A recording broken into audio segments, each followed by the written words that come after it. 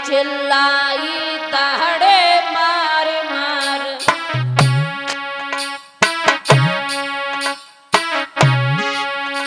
चिल्लाई दहाड़े मार मार, बस चला न कलिया राती से, यशोदा मैया भज की यशोदा मैया भज की लाला को हटाए ले छाती से।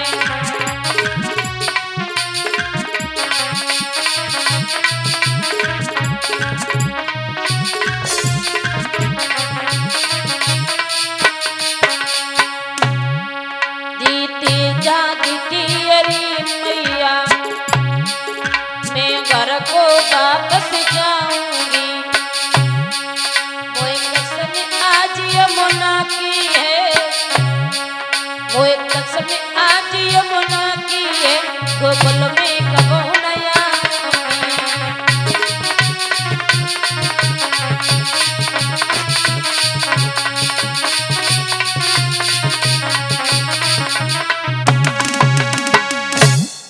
पूतना आवाज लगा रही है क्या कि चिल्लाई दहाड़े मारो मारो, बस चला न खलिया राती से, यशोदा मैया भज की ये लाला को हटाए ले छाती से। हे माँ यशोदा, लाला को छाती से अलग कर लो, ये मेरे प्राण को खींच रहा है। कि जीती जागती अरी मैया मैं घर को वापस जाऊंगी,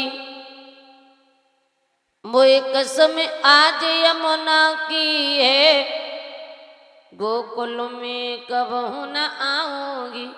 हे माँ यशोदा, मैं यमुना मैया की सौगंध खाके कह रही हूं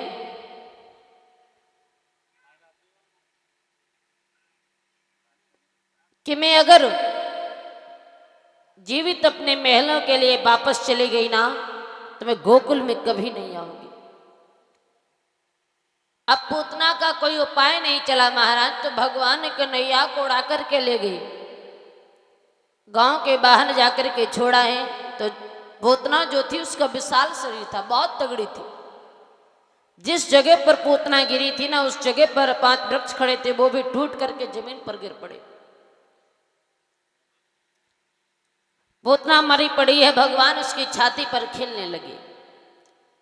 इधर जब समय व्यतीत हुआ तो माँ यशोदा पानी भर करके महलों में आई, चारों तरफ देख रही है, लेकिन भगवान कन्हैया नजर नहीं आ रहे। दौड़ करके इधर जाती है तो वहां पर भी भगवान नहीं मिलते, दौड़ करके दूसरी जगह देखने जाती, प्रभु वहां भी नहीं मिलते। तब देखा कि नगर के सभी नर नारी दौड़ करके उसी जगह पर जा रहे हैं जिस जगह पर पूतना मरी पड़ी है। माँ यशोदा भी वहीं पर पहुंची तो देखा है कि भगवान कन्हैया उस पूतना की छाती पर खेल रहे हैं और पूतना मरी पड़ी है। दौड़ करके पुत्र को उठा लिया और जैसे माँ यशोदा ने उसकी हालत को देखा कि उसका इतना विशाल शरीर, बहुत तगड़ी थी, तो विचार करने लगी कि मैं तो ये समझ रही थी कि ये कोई ग्वालिन होगी, अरे ये तो कोई राक्षसी निकली। उसी समय महाराज माँ यशोदा कहने लगी है क्या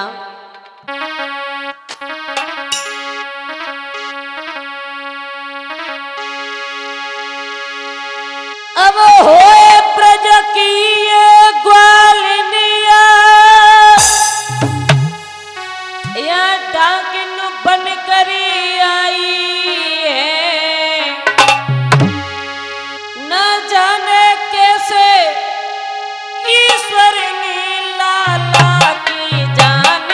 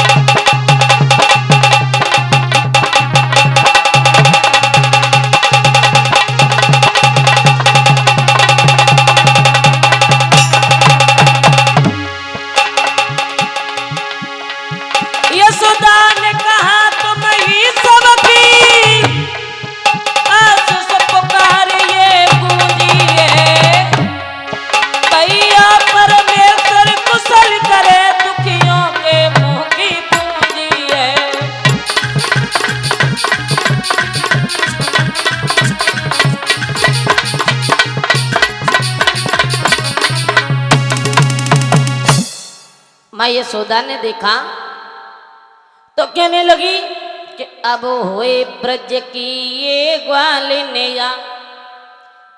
या डाकिन बन कर आई है, न जाने कैसे ईश्वर ने लाला की जान बचाई है।